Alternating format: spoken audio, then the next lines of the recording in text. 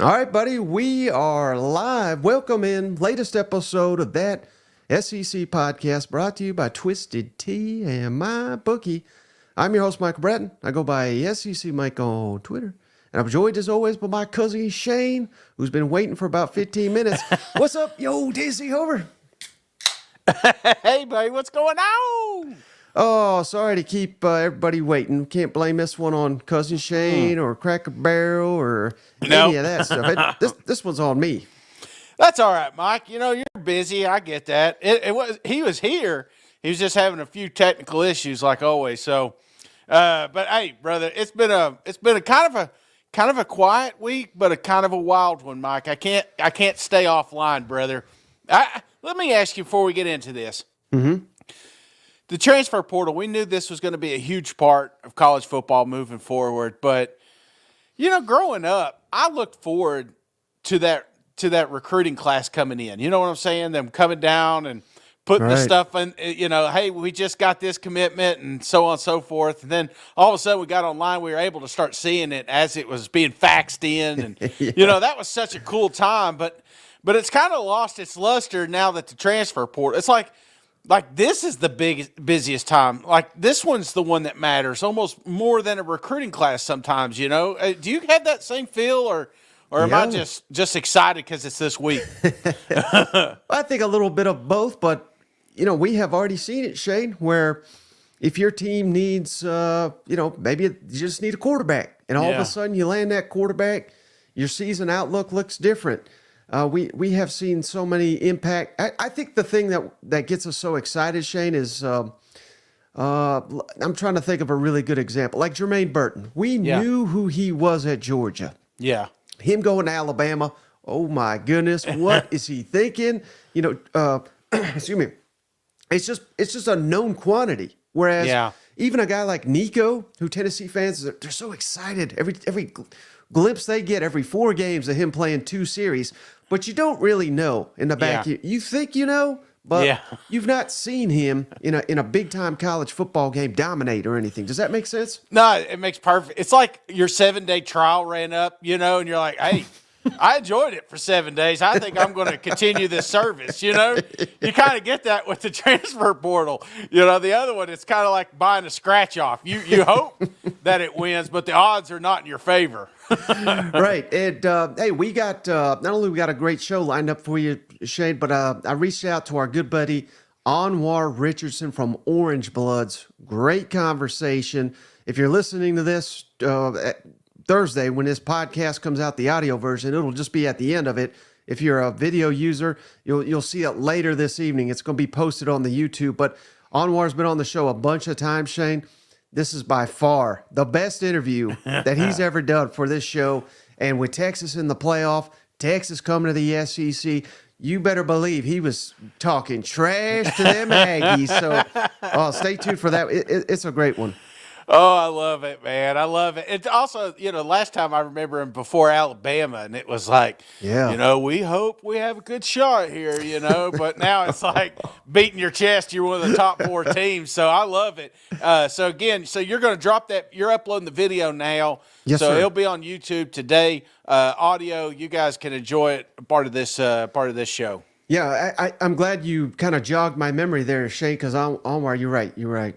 I think one of the big questions was, do they believe they can win? Yeah. And now he's sitting here saying, we whoop their ass in Tuscaloosa. There's no doubt they can win in the national championship. I mean, they're not even considering Washington. You know, they're looking beyond them, just like Alabama's looking beyond Michigan, as they should. I can't wait for this all SEC national championship. You know what? I cannot wait. I love watching hype reels from other teams, like Michigan. I saw one the other day, and I was like, oh, my God. Trust me, Alabama is not worried about you boys. You know what I'm saying? But let them have their moment for now, brother. Yeah. Well, before we get into it, Shane, I had to play this clip because it went viral. And this, for the first time in a long time, Shane, I felt bad for old Billy Napier. Oh. Billy Napier on the recruiting trail. Let's kick it over to this moment. Not only did this kid have the guts to make this video, he posted it on social media, and it's since gone viral. Hey, smile if LSU dropped 50 on you. Look at you, man. Damn. God, kids these days, they don't care, do they? You know, TikTok famous. There he goes viral. I love it. Hey, I thought Billy handled that well. You know, Steve Spurrier probably would have punched the shit out of him. You know? I think that's the takeaway too. Is Billy handled that with class? Yeah. And, he did a little head bop for them audio listeners. You know, I think he went home and punched the wall, I'm sure. Oh, yeah. But I'm sure also the one that came off the worst was that kid. You know what I mean? Yeah. Like that 90% of the interactions I've seen is like, oh, that kid. I hate that kid now. You know You know the most interesting retweeter of this video was? Lane Kiffin. And later that day, he was down there recruiting, you know? Yeah. All right, Shade. So obviously, transfer portal, that's a big topic of conversation. And let's go with one that is actually legitimate for real here. Kentucky, they landed Brock Vandegrift, former 5-star. I think he was like number 2 or 3 dual threat quarterback in the country from Georgia, played at Georgia, but never quite earned that starting role. And now he's off to Kentucky, Shane, to try to be Will Levis 2.0. Yeah. How about this, Shane? If Brock Vandegrift is a starting quarterback, which, I mean, you had a guy like this, that's the assumption. If he's not the starting quarterback, something's gone wrong. So let's just assume he's Kentucky's starter next year. They have had a transfer quarterback starter every single season since 2016. Yeah. They don't. I don't know what that. They must hate high school quarterbacks in Kentucky. I don't know. But what's your thoughts on Brock Vandegrift going to Kentucky? Oh, I think this is a win-win, man. You know what I'm saying? I think it was important that Brock stays in the SEC. He's got the offensive line. He's got some talent around him.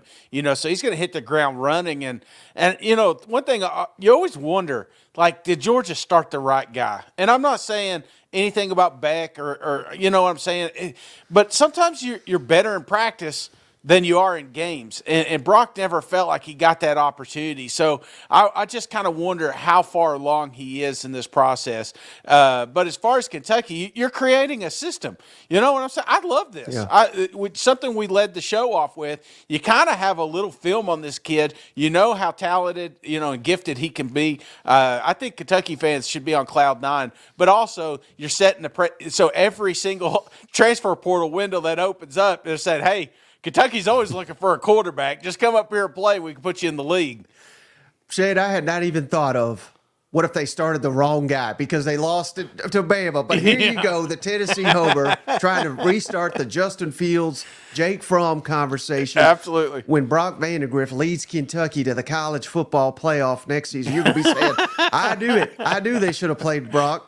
Can you clip that, you know? Now, how about this? I said I wanted to start with Brock Vandegrift. And I don't know, Shane. I mean, to me, I hope it works out because, you know, Kentucky, they need a quarterback. But I don't know, man. I feel like there was better options out there. Of course, Kentucky would know better than I about their system and what they need to fit into it and what Brock Vandegrift brings. He's a dual threat, run and pass. Right. You know, and clearly I think that was missing from their offense. Devin Leary, you know, he was pretty hit or miss throwing the ball, but I didn't see him running much either. So that's kind of what they had in Will Levis there when he was healthy, and it made the offense so dynamic. So I guess I see it, but I don't know, Shane. I feel like, again, after all this Texas A&M speculation, if Mark Stoops and company, if they have another disappointing season, I'm not saying they're going to fire him, but it's almost like your hopes are now on this quarterback that has never played a meaningful snap in college football. Any concern in your mind that because there were other quarterbacks out there to be had, Shane, that have played a ton of football. Any concern that they went for the guy with maybe a lot more upside, but a lot more uncertainty? Well, I mean, you just had somebody that had a lot of film study, you know what I'm saying? And so I think a lottery ticket's not a bad deal here. You know, picking somebody that kind of gives you best of both worlds. I think the mobility is the key, Mike, because there's been a lot of drives killed because the quarterback had no mobility. You know what I'm saying? So I think Right. that's big for Kentucky. Adds a little bit of excitement. Obviously, he doesn't have the experience you'd probably want if you're basing this on Mark's final season, which I don't think it will be. But why not? Why not take a chance here on somebody maybe hitting gold? So I'd love it. I think it's a perfect fit. You've never been big on redheads, so I think that's why you're so biased to this one. But I think he's going to fit well there at Kentucky, brother. Right. And remember, Mark Stoops said, hey, we need more money for NIL. There was reports that Mississippi State, South Carolina were both interested in Brock Vandagriff. And I'm sure Georgia was interested in keeping him. I'm not saying they outbid Kentucky or anything like that. But, yeah, all these decisions I feel like are somewhat NIL related. So credit to Mark Stoops saying, hey, we need NIL. I would imagine they got it to land Brock Vandagriff so quickly. They're one of the, I think they're the first one to land a quarterback out of the portal in the SEC at least. Mike, and it makes it a little easier to recruit the transfer portal and just recruits in general when you've got a starting quarterback. I think that was also a big concern, and maybe why they were so aggressive in getting him right out of the gate. It's like you don't have that wild card anymore. We're settled. We're going to build around him, and you'd be a perfect fit. Right. And speaking again, I started with Brock Vandagriff because that's concrete news, Shane. Yeah. And we love the rumors and speculation and all this, but did you see this from Mike Griffith, Dog Nation? I'm already seeing a ton of blowbacks. Everybody saying, well, this ain't real, yada, yada, yada. And I have no clue, Shane. But Mike Griffith is saying that apparently Carson Beck is asking or seeking, I can't remember the correct verbiage, but $4 million is the ballpark. That's Mike Griffith saying it, not me. And I've heard Hudson Mason, ESPN analyst, former Georgia quarterback, he heard 1 million. So, but let's just go with 4 for this sake. Is Carson Beck worth it to you if he leads Georgia to a national championship next season? Yeah, I mean, I don't know, brother. I think there's a lot of people torn on that, but I mean, there was speculations that he may not even be the starting quarterback if he did come back. So I don't know. It's just for me to sit here in East Tennessee and tell you exactly what Kirby Smart's thinking, you know what I'm saying? Yeah. I can't do it, but I do know that Beck got them there. He got them to the dance. They fell a little bit short, and I don't think it was all on Beck's shoulders. So if I'm a Georgia fan or if I'm Kirby Smart, I think you're going to find a way to pay the guy because, again, you know what you have with Beck. You don't know what you have with someone else. Right. And let me just interrupt here with Joe Barker. Shane gave us $20. Appreciate you, Joe. Put this towards Arch Manning coming to Auburn. War Navy Eagle, he says. So, hey, I'd give it to Arch. I want to see Arch play next season. I don't want to see him on the bench in Texas. But that's right. Did he enter? Did he enter the portal? No, but he's saying he's staying at Texas. I believe that's the latest. But okay, who knows? Maybe he's hoping that Quinn Ewers will go pro. I heard Ewers is coming back, so I don't know. Right. Well, hey, that's a good tease for this Anwar Richardson because he's got a little update here. But yeah, honestly, Shane, I don't care what the dollar figure is. Yeah. If someone's willing to pay Carson Beck that, then he's worth every penny. And particularly if he wins the SEC, if he wins a national championship, he's worth his weight in gold because I get it. Georgia fans probably a little spoiled after winning back-to-back national championships, but they are tough to come by, and it's only going to get tougher in the expanded SEC and expanded playoff where you got more tough games at the end of the season. So whatever he's seeking, I say give it to him because you're going to need him next year. I really do think. I think so too, Mike. And like I said, it's the uncertainty. You may roll the dice with someone else, but if it doesn't pan out, then egg's on your face. So I think Georgia was there. They fell 3 points shy, and they're in Atlanta. And if this were next year, they'd be in that college football playoff race, So right. I'm not saying that we should just change everything. But again, we also know the limits that Carson Beck is going to bring to Georgia, and so maybe we can find things to cater around, that aspect of the game. But hey, Mike, a lot of these guys, that's why they flirt with this portal, just to see what they're worth, just to kind of get some NIL money. You see a lot of these guys never leave, just talk about getting into the portal. Right. I apologize to Jackson. I'm not sure. I'm not up to date on any Coach O to Florida rumors, but maybe he's talking defensive line or something like that. If anybody knows, comment. Maybe we're getting live news here, but I heard he's going to Tulane, How about this, Shade? Speaking of Georgia, this was fascinating. I know in about a week from today, the SEC is going to announce the official 2024 schedules with the dates and everything. Mm-hmm. But Georgia's has leaked, Shane. I saw this UGA Sports, the Georgia Rival site, so I'm going to throw it up here. I'm going to run down this schedule if you're just listening tomorrow. But the opener for Georgia, Clemson in Atlanta. They signed like a 4 or 5. I think it's a 5-game series with Clemson coming up. So they got Clemson, Tennessee Tech. Oh, this is sounding familiar for the Dogs. But then it gets real quickly, Shane. Third week of the season at Kentucky, a bye week, then at Alabama. Auburn comes to town. How about that, Shane? Alabama and Auburn back to back. Mississippi State comes to Athens. And then here's a big one, Shane, at Texas for them Dogs. A bye week, get Florida and Jacksonville, at Ole Miss, Tennessee, UMass at home, and Georgia Tech at home. How about that 2024 schedule for them Dogs? Oh, they ain't played nobody, Mike. Oh, that was the argument all off season, is that Georgia's schedule was weak. But I love this, brother, and it's going to be like this for multitude of teams. You're going to see some slates, some 3-game slates. You're like, man, You talk about what is that called? That amen corner there in golf. It's kind of like some of these games. You're going to have 3 games back to back to back that you're going to say, I just don't know how they get out of this thing alive. So I love this. Yeah. Well, you know what else I love, Shane? Texas A&M has hired an offensive coordinator, and it's Colin Klein from Kansas State. They've averaged, I think it was something around 38 points per game last season. It was something similar. It was like 36 the year prior. Kansas State has been under a current renaissance. Remember those classic games with Mizzou? They destroyed Mizzou 2 years ago, lost to Mizzou.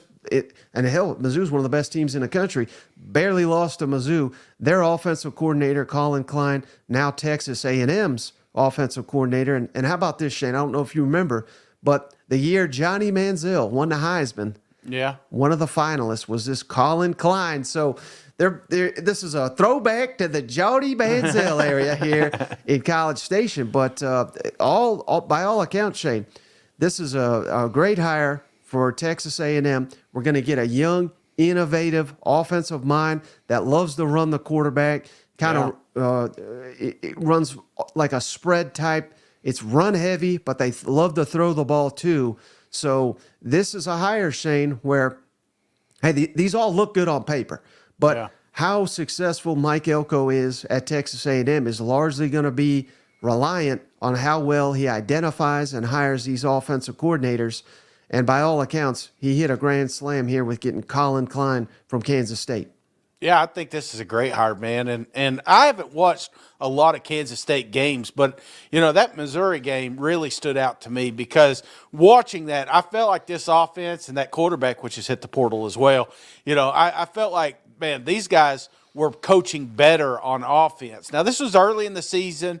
I felt Mizzou took some major steps forward later in the season, but I don't know, man. I think this is a great hire. I think this is going to make Texas A&M fun again.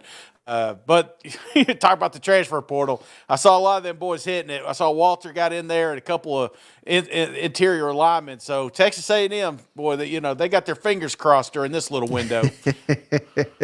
No, I hear you. And then one other coordinator has, I don't know if this one's quite official yet, but multiple reports, Shane, Mississippi State has hired their defensive coordinator.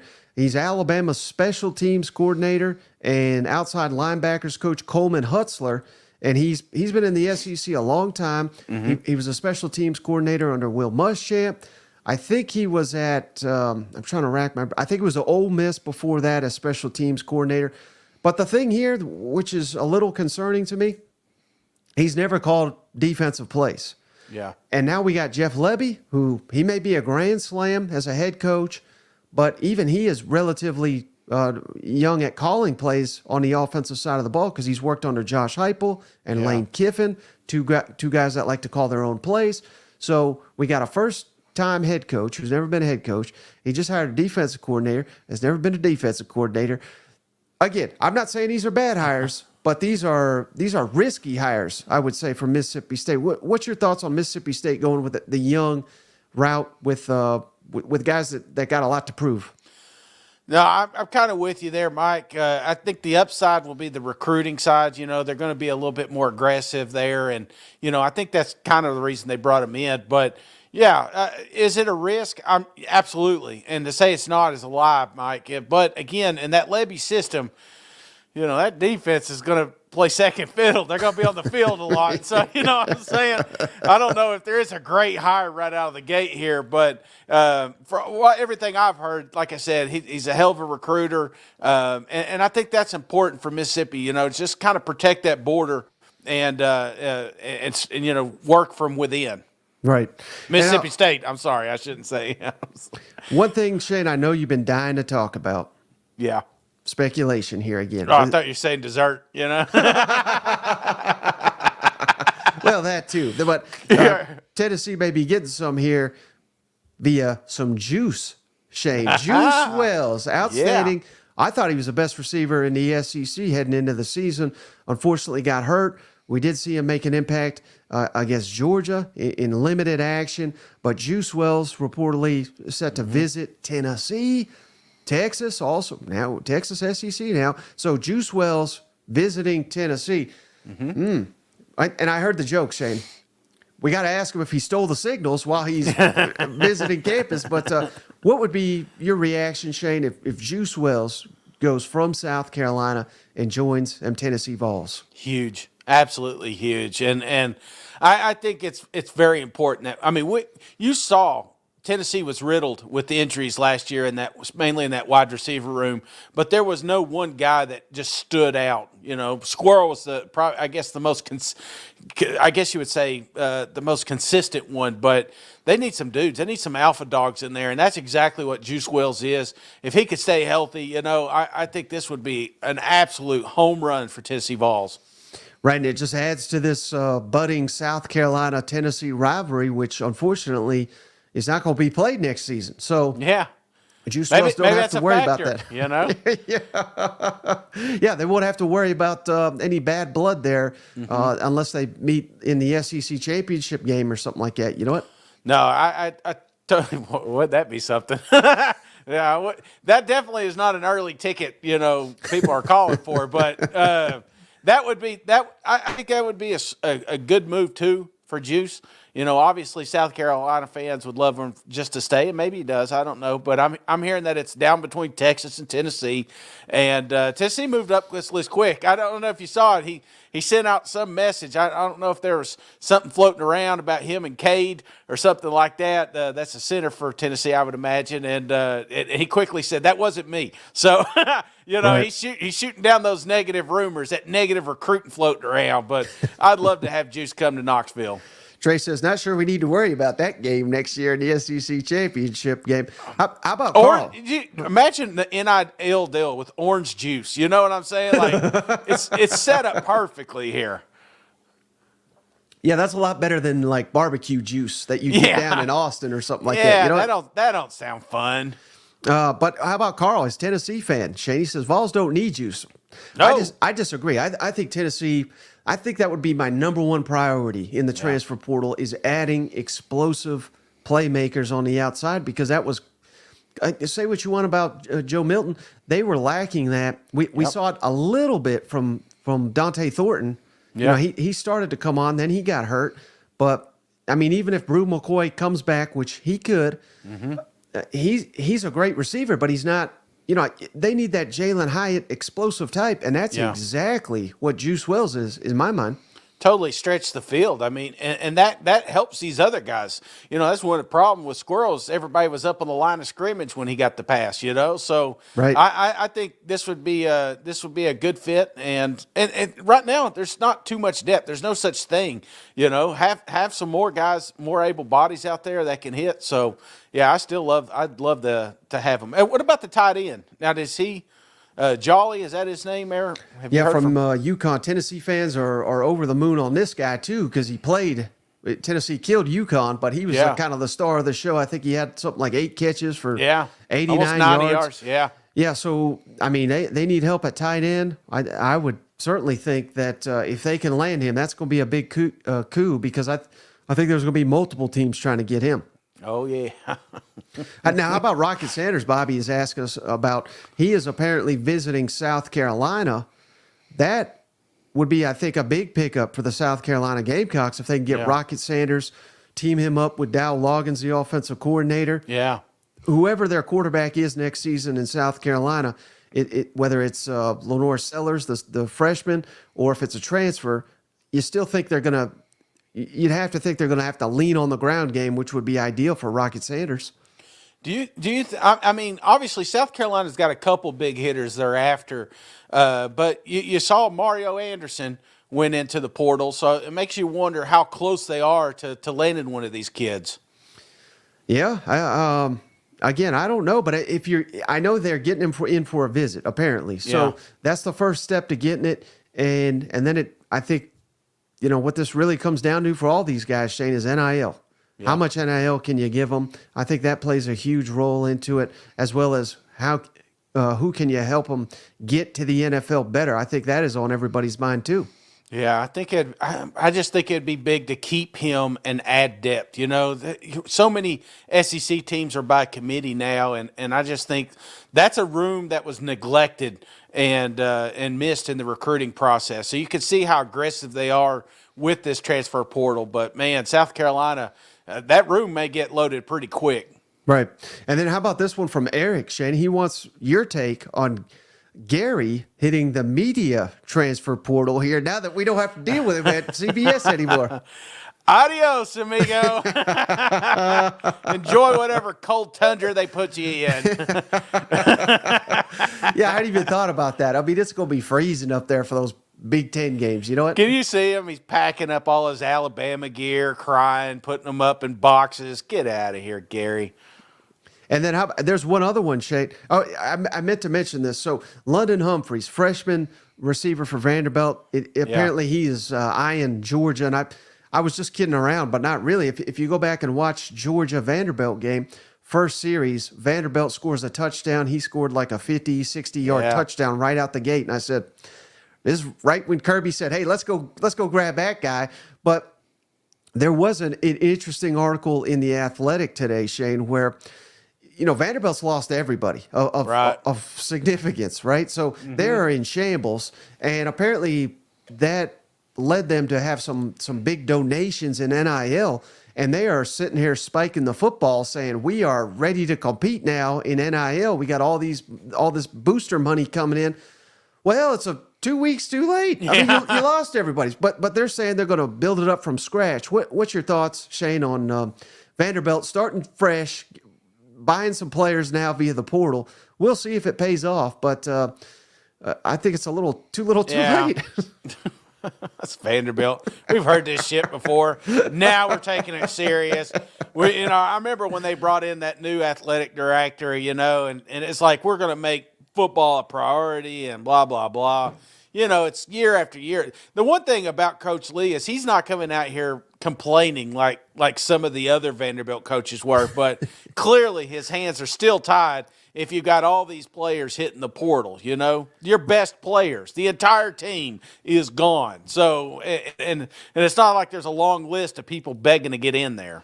Right. I mean, I'm hearing like 6, 7 teams want Will Shepherd, the other receiver, Auburn, Georgia, LSU, Tennessee. I mean, all these teams, South Carolina, they're all looking at all these guys. So you're telling me that your best player's leaving, they're going to remain in the SEC, and we're doing great because we just got some donations. Come on, give me a break on that. Get out of here. I bet it was from that Whistler, that one at the baseball game. A little late there, Whistler. How about this one from Carl Junkins? Appreciate you, Carl. $10. He says, Orange Rocket Juice. Right there you go. Come on now. NIL sounds perfect to me, doesn't it? Absolutely. I mean, it almost writes its own check, All right, buddy. Well, hey, a little bit of a short one, but not a ton going around the SEC. And again, we're gonna have an interview here with Anwar Richardson. Really great stuff. He's on cloud nine. Texas is in the playoffs. They're coming to the SEC. This is like the best moment of his life over here. You got anything else before we hop off the line, buddy? No. Again, we're going to stay up on that transfer portal. That's a big topic this week, and be sure to tune in tomorrow. We'll be on at the same time, 7:00. So be sure to jump on YouTube. If you're not subscribed, go ahead and do that and have them notifications ready. Because if something crazy happens, I won't be here, but Mike will. Just kidding. Maybe I'll be here. I don't know. But I will try to get here anytime we have an emergency podcast. I don't think we're quite out of the woods here with some of these jobs, But hey, I wanted to ask you real quick before we go. Mm-hmm. So Alabama Cat, is he gonna stick around for the college football playoffs, or is he gonna go ahead and get started? Oh, the new Mississippi State defensive coordinator? Yeah. I think, when you're in the playoff, when you're trying to win a national championship, you're kind of doing both roles, which is difficult, but it's a little different if you're trying to win a national championship. And there's a similar instance, Elijah Robinson, the Texas A&M interim head coach for the bowl game. He got hired, Shane, to be the Syracuse defensive coordinator. So I thought that meant he was just going to leave for Syracuse, but he is apparently doing both. He's honoring his commitment to Texas A&M. You love to see something like that. But in the DB coach there, Georgia, he went on up to Syracuse, didn't he? I think he did. But I feel like that's maybe a little bit different when you're the head coach. Yeah, you know what I mean? No, I got you. Jackson says, hey, Mike and Shane, don't enter the portal. Big Ten podcast would be terrible. We agree with that. That'll never happen. I'm only going where Gary's going to be. Well, buddy, I appreciate you. I appreciate each and every one of you for showing up, especially those on the live show. But we'll catch you on the next one. All right, see you guys. Go Vols.